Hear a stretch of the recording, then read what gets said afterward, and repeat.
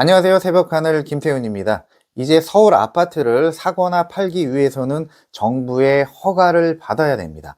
토지거래 허가구역. 이제 이 토어제를 모르면 서울에 있는 아파트를 팔 수도 그리고 살 수도 없습니다. 그래서 이번 영상에서는 토어제에 대해서 허가를 받을 수 있는 그 요건에 대해서 자세하게 한번 살펴보도록 하겠습니다. 그리고 영상 마지막에는 토지거래 허가를 받지 않아도 되는 방법에 대해서 설명을 해 드릴 거니까요. 영상 끝까지 시청해 주시길 바라겠습니다. 토지거래 허가구역 지정 공고문이고요. 서울 전체가 25개구 전체가 토지거래 허가구역으로 지정이 됐죠. 그리고 경기도 12군데, 광명, 과천을 시작으로 의왕, 하남, 그리고 안양시, 동안구까지 이렇게 12개의 지역까지 토지거래 허가구역으로 지정이 됐어요. 시행되는 날짜는 25년 10월 20일부터 이미 시행이 되고 있고요. 26년 12월 30일까지 이 기한으로 일단은 지정을 해놨어요. 기한이 지나고 뭐 추가 지정이 될지는 봐야겠죠. 그런데 대상 자체가 일단은 아파트예요. 이 구역 안에 있는 아파트는 무조건 토제 적용을 받는다라는 거예요. 허가를 받아야지만 살 수 있고 팔 수 있다라는 거예요. 그리고 연립주택, 다세대 주택도 있어요. 그런데 연립 다세대, 그러니까 빌라죠. 이 빌라 전부는 아니에요. 밑에 보시면 부침 2에 해당되는 그 주택에만 한한다. 그게 어디냐면은 바로 여기에요.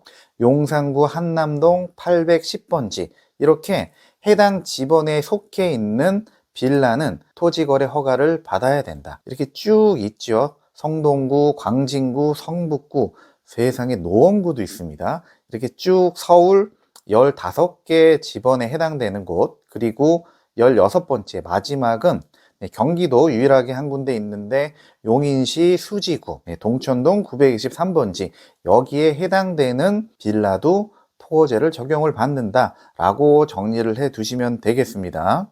그리고 추가적으로 신통구역 그리고 모아타운으로 지정이 돼 있는 이 지역에 있는 빌라도 토지 적용을 받는다라고 정리해 두시면 되겠습니다. 자, 허가 기준에 대해서 살펴볼 건데요. 법에 딱 정해져 있어요. 이러한 조건에 충족이 됐을 때만 허가를 해준다라는 건데요. 우리가 가장 흔히 알고 있는 거죠. 자기의 거주용 주택 용지로 이용하려는 경우, 그러니까 내가 실거주를 하는 그 목적으로 매입을 했을 때만 허가를 해준다라는 거예요. 그런데 여러분들이 모르고 있는 내용이 있습니다. 아래를 한번 보실까요?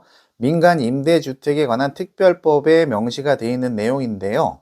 임대사업을 할 수 있는 자가 임대사업을 위하여 건축물과 그에 딸린 토지를 취득하려는 경우에도 토지거래 허가를 해준다라는 거예요.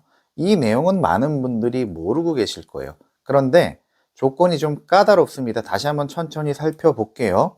임대사업을 할 수 있는 자가, 그러니까 이 주택을 사면서 임대사업을 하겠다가 아니라 이미 임대사업을 하고 있는 사람이란 뜻이에요.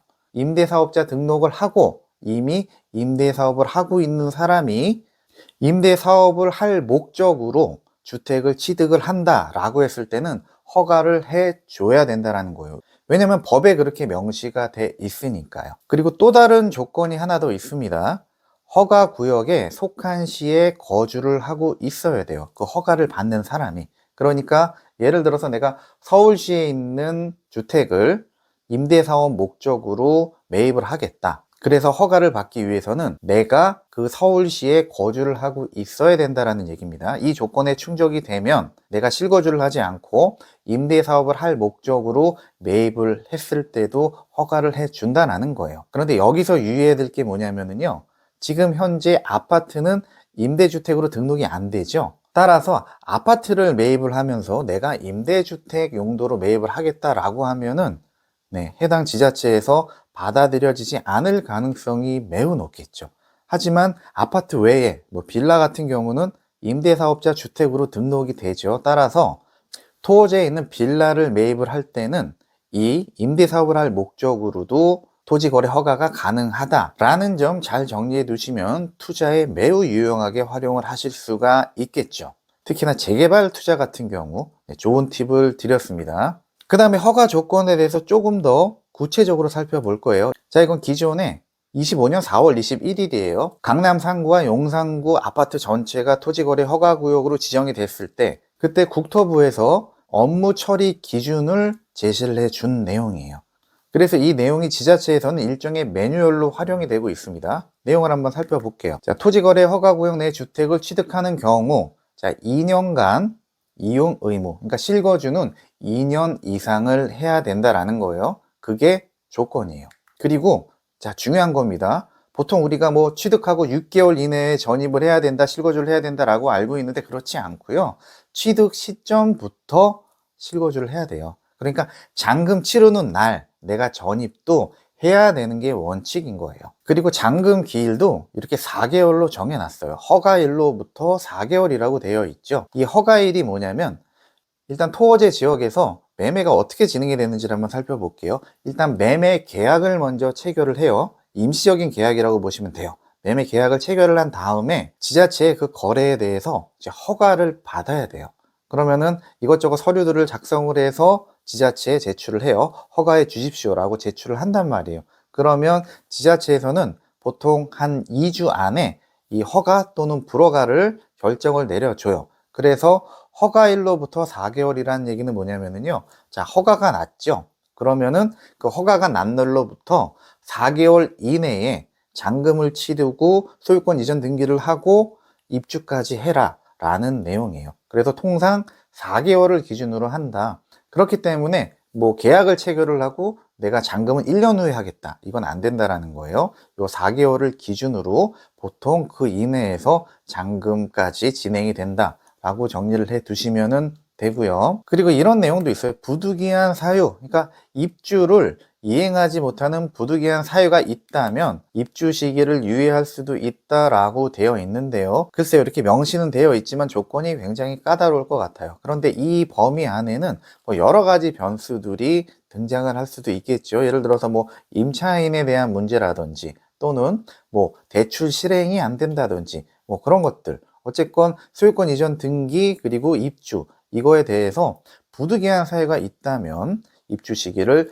유예할 수도 있는데 그것 또한 지자체에서 허가를 해줘야 된다는 거죠. 그리고 가장 많은 문제가 되고 있는 게 바로 이거예요.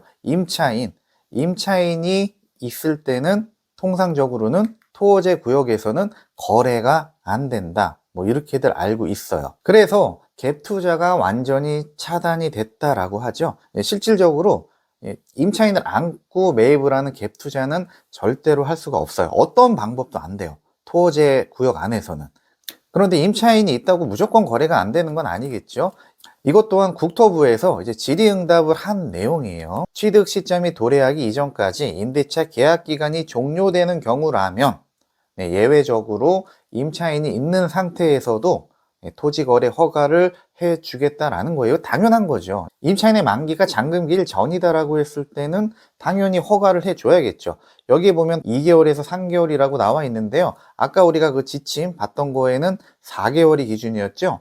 그러니까 허가 나고 그 잔금까지 치르는 기간이 이 2개월에서 3개월이라는 거는 이거는 20년도에 나온 지침이에요.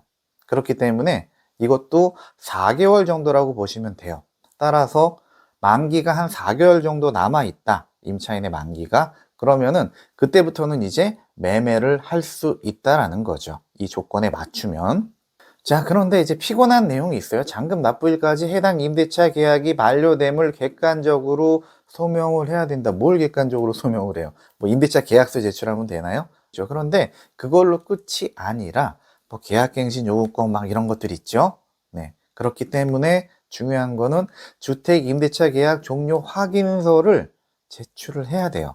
네, 이렇게 생긴 양식입니다. 이거를 작성을 해서 임차인의 서명도 받아서 이것까지 제출을 해야지 토지거래 허가가 된다라는 점. 그래서 이 내용 때문에 사실은 임차인이 있는 경우 굉장히 피곤하고 여러 가지 변수들이 많이 등장을 해요. 그 다음 요건을 좀 살펴보겠습니다. 이미 주택을 보유하고 있는 사람도 토지거래 허가를 받을 수 있다? 네, 당연히 받을 수 있지요. 왜냐면은 갈아타기는 해야 될 거잖아요. 그런데 조건이 좀 까다롭습니다. 그냥 나는 갈아타기 할 거예요 라고 하면 안 돼요. 네. 당해 지역에 거주해야 할 사유를 명시를 해줘야 돼요. 설명을 해줘야 돼요. 그리고 자기 거주용 주택 토지를 추가 취득해야 하는 사유에 대해서 구체적이고 객관적으로 소명하고 기존 주택의 처리 계획까지 제출을 해야 한다. 네, 이렇게 명시가 되어 있습니다. 이 내용에 대해서 적극적으로 지자체를 설득을 해서 허가를 받아야 되는 거예요. 공산주의, 자유민주주의 체제, 자본주의 사회에서 벌어지는 일입니다. 공산당 아니에요. 자, 그런데 여기서 주목해야 될 부분이 있습니다. 기존 주택의 처리는 매매, 이제 파는 거죠. 그런데 그 오른쪽에 뭐가 있죠? 임대도 있어요. 그러니까 팔아버리거나 아니면 임대도 가능하다라는 거예요. 임대를 줘도 되는 거예요. 안 팔아도 돼요. 네, 이렇게 지침에 나와 있죠. 이렇게 매매와 임대를 6개월 안에 처리를 하면 된다라고 지침이 나와 있는 거예요. 대다수의 사람들은 매매를 해야 된다라고 알고 있는데 실질적으로는 임대도 가능하다라는 거예요. 자, 그렇다면 이렇게 임대를 하기 위해서는 이 위에 있는 내용들, 내가 추가적으로 이 주택을 매입을 해야 돼 라는 내용에 대해서 정말 시나리오를 잘 작성을 해야겠죠. 네, 그렇게 되면은 내가 기존 주택을 꼭 팔지 않고 임대를 해도 된다라는 점까지 정리를 해 두시면 되겠습니다. 자, 마지막으로 토지거래 허가를 안 받아도 되는 방법을 말씀드리겠습니다. 이미 알고 계신 분들도 많겠지만 바로 경매입니다.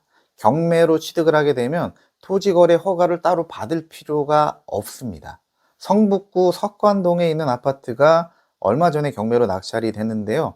성북구도 토지거래 허가 구역이죠. 그래서 토지거래 허가를 받아야지만 매매를 할 수가 있어요. 앞서 설명드렸던 그런 내용들이 다 충족을 해서 토지거래 허가를 받아야지만 거래가 가능한데 경매로 이렇게 낙찰을 받게 되면 토지거래 허가를 받지 않아도 된다라는 건데요. 받지 않아도 될 뿐만이 아니라 낙찰가를 한번 볼게요. 8억 5,100만 원 남짓의 낙찰이 됐죠. 그런데 시세가 자, 얼마 전에 9억 7천에 거래가 됐고요. 그것도 3층이에요. 층도 별로 안 좋은데 9억 7천에 실거래가 됐고요. 지금 매물로 올라와 있는 게 2층이 9억 7천에 나와 있고요.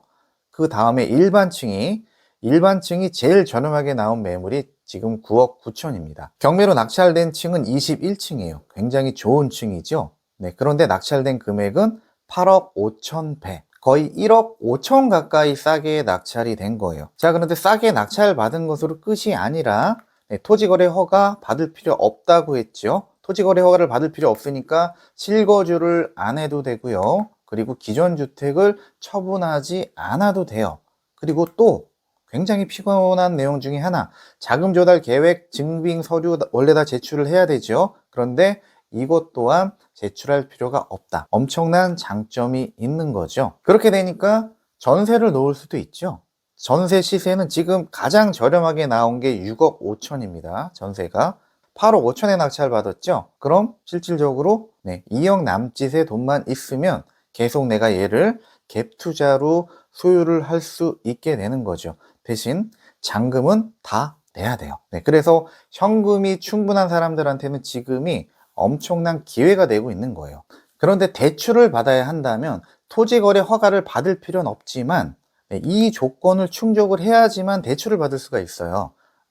내가 실입주 하겠다. 그리고 기존 주택을 처분을 하겠다. 이 조건을 걸어야지만 대출을 받을 수가 있겠죠. 그래서 대출을 받기 위해서는 실거주도 해야 되고 기존 주택을 처분도 해야 된다. 여기에는 오로지 처분이에요. 이거를 임대를 주겠다라는 조건으로는 대출을 안 해주죠. 그래서 받을 수 있는 대출금은 4억입니다. 8억 5천에 낙찰을 받았는데 이거 40% 넘죠. 50% 가까이 되죠. 그 이유는 뭐냐면요.